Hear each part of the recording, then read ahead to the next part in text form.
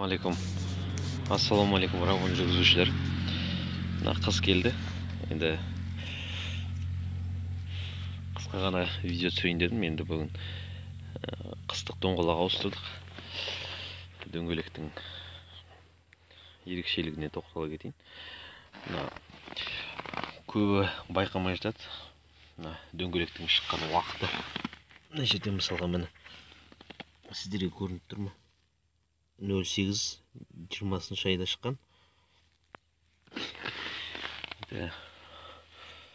Доңғалақпен қазір жұмсақтығымен қуантып отыр. Алдындағы 185-те 55 болған. Қазір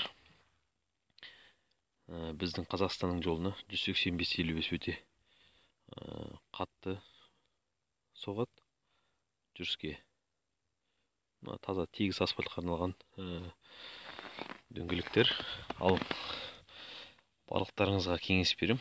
Егерде 15-ші дюймдік салатын болсаңыздар, өзінің дөңгелектің 4 тесікті дөңгелекке 185-те 60R15 салуға кеңес берем. Автокөлікпен жүріп көрдік, өте жұмсақ жүреді. Қыстың уақытында кейбіреу 65 салып, енді 65 бұл шамаға ауыр болады. Көрініп тұр ма сіздерге? 185-те 60 размер. Ең қысқа ғана видео, өте жұмсақ, жүріске бәріне. Барлықтарыңызға кеңес берем.